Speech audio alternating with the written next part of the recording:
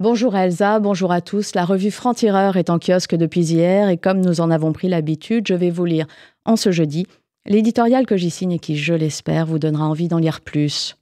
Voilà MeToo à la croisée des chemins. Au nom de cette formidable révolution féministe, on condamne à tout va, sans jugement ni discernement. Perpétuellement blessée, choquée, gênée, une nouvelle génération veut s'imposer et qui voudrait que les mises au jour salutaires de comportements indignes servent à justifier des mises à mort sociales arbitraires. En droit, existe un principe fondamental que l'on appelle la proportionnalité de la peine. C'est l'immense différence entre le tribunal judiciaire et le tribunal populaire. Les accusations estampillées du célèbre MeToo, lequel donne à ceux qui s'en servent le sentiment d'être du bon côté de l'histoire, détruisent avec la même force la vie du maladroit, du malotru et celle de l'abject, du dégoûtant, voire du criminel.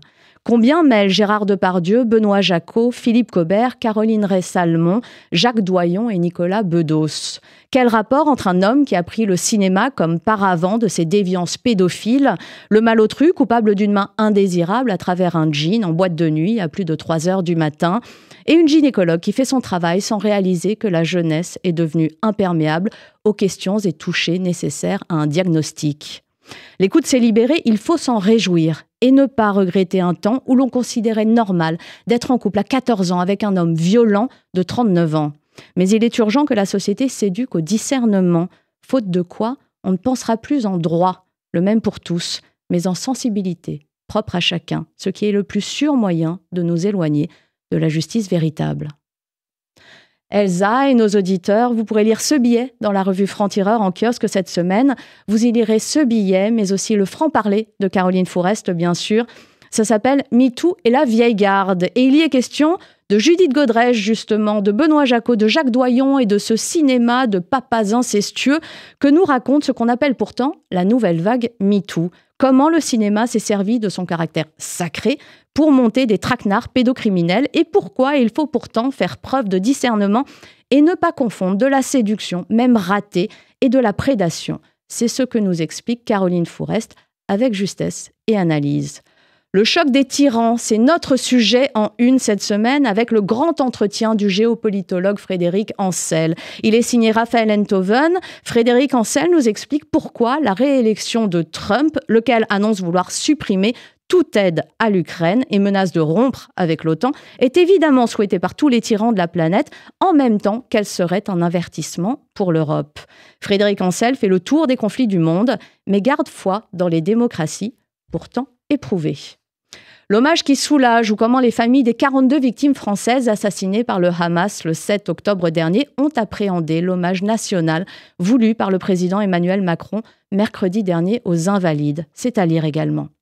Nicole Belloubet, nouvelle ministre de l'Éducation, qui avait exprimé au sujet du droit au blasphème et en pleine affaire Mila que, je cite, « l'insulte à la religion est évidemment une atteinte à la liberté de conscience ». Sic, propos gravissime et juridiquement faux, avait alors rappelé l'avocat Richard Malka. Nicole Belloubet, donc, saura-t-elle maintenir le cap laïque et poursuivre le travail de Gabriel Attal? C'est une question et un article signé Jérémy Seban.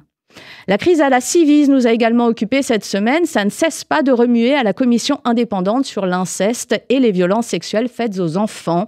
Le tout sur fond d'accusations de violences sexuelles discutables de sa vice-présidente. C'est signé Perla Msika.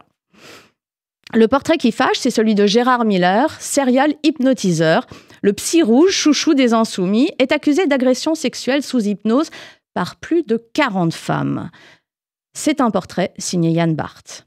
Plein de choses encore dans ce numéro 118 de Franc-Tireur et, comme chaque semaine, l'éditorial de Raphaël Enthoven, L'état de grâce, où l'on parle de Robert Badinter, bien sûr. C'est un décryptage sous forme d'hommage, ou l'inverse. Comment l'ancien garde des Sceaux, phare universaliste, épris de justice et d'humanisme, et qui va tant nous manquer, a-t-il convaincu les députés de voter l'abolition de la peine de mort le 17 septembre 1981 ? C'est la question à laquelle répond Raphaël Enthoven et c'était sans doute la plus juste façon de rendre hommage à ce grand homme décédé vendredi 9 février dernier, le jour exact qui a vu son père raflé par la Gestapo. C'était le 9 février 1943, rue Sainte-Catherine à Lyon.